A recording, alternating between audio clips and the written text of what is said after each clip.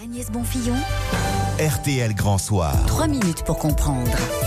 3 minutes pour comprendre donc la stratégie d'IKEA, le géant suédois de l'ameublement qui annonce l'ouverture d'un premier magasin dans le centre de Paris. Ce sera dans un an avec une surface de 5000 m². Nous sommes avec Rodolphe Bonas, président de Sicom Group, spécialiste du commerce. Bonsoir à vous. Bonsoir. Bonsoir. On est habitué à voir des magasins IKEA en périphérie, mais alors dans le centre de Paris, c'est totalement inhabituel. Quelle est la stratégie en fait d'IKEA ? Alors c'est une vraie innovation, c'est même une innovation mondiale. Il faut savoir que c'est la première fois que IKEA va investir un centre-ville. C'est jamais arrivé dans son histoire. Il faut savoir qu'un magasin traditionnel IKEA fait à peu près 20 000 m². Et là, ils vont s'attaquer commercialement à une surface de 5 000. Donc ils vont diviser par 4 l'espace. Donc pour eux, ça va être un défi. Et pour nous, en tant que clients, ça va être aussi surprenant. Il va falloir qu'ils choisissent. Est-ce qu'ils vont mettre en avant les meubles, la cuisine, la petite déco ? On ne sait pas trop encore ce qu'ils ont décidé de faire. En tous les cas, c'est un vrai défi. Oui, c'est ce que vous dites. Pour nous, ça va être différent. Pour les clients d'IKEA, on n'aura par exemple pas de grand parking autour. On va forcément consommer différent. Alors exactement. Et il faut parier sur deux piliers dans cette expérience-là.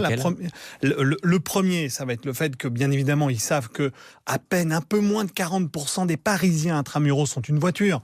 Donc, sans doute qu'on ira dans ce magasin à pied ou en transport en commun. Ne revenons pas avec une étagère dans le métro, quoi. Non, ça c'est certain que non. Ça, je vous garantis que non. Maman quitte. Et en revanche, le deuxième défi, ça va être un défi logistique, puisque comme vous n'allez pas partir avec vos produits, il va falloir vous les livrer chez vous.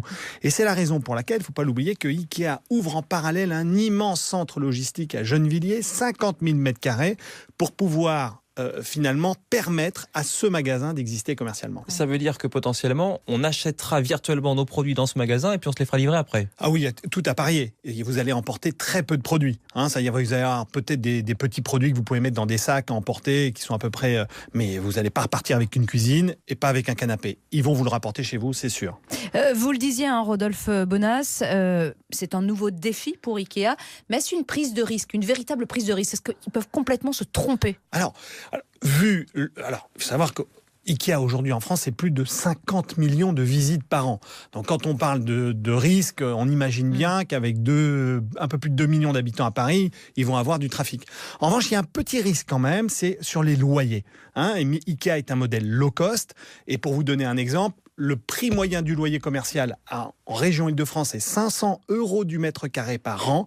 Et là, ils vont sans doute payer entre 4 000 à 6 000 € du mètre carré par an. Donc, ils vont avoir des charges bien supérieures à ce qu'ils ont l'habitude d'avoir, qu'il va falloir compenser par un chiffre d'affaires. Et est-ce qu'il y a vraiment la demande de la part des Parisiens d'avoir un IKEA dans le centre de la capitale ? Alors, un IKEA en tant que magasin, peut-être pas, mais en tous les cas, des produits IKEA accessibles pour les Parisiens, oui, ça c'est une évidence.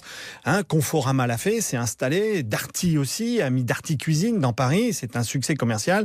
Donc on peut penser qu'en amenant au plus proche des clients cette offre IKEA, ils vont démultiplier le chiffre d'affaires. On en revient au fait que 40% des Parisiens seulement ont une voiture, donc c'est pas toujours facile d'aller chez IKEA et de revenir avec des choses dans sa voiture. Même si, rappelez-vous, IKEA à Paris déjà affrète des bus. Vous pouvez aller en bus de Paris, il y a des départs de bus tous les jours qui vous amènent dans les IKEA. Mais après, pour revenir avec ces meubles dans le bus, c'est pas évident. Et ça risque pas de faire mal aux autres commerçants ? Alors, c'est un marché qui est sur meubles, déco. Souvent, ce qu'on a tendance à dire, c'est que le commerce fabrique le commerce. Donc, on peut imaginer que ça va peut-être redistribuer certaines cartes sur des marques comme Line Rosé, Darty Cuisine ou même encore Conforama. Eh bien, merci beaucoup d'être venu nous donner ces explications ce soir sur RTL. Rodolphe Bonas, je rappelle que vous êtes président de Sicom Group, spécialiste du commerce, on l'a bien compris.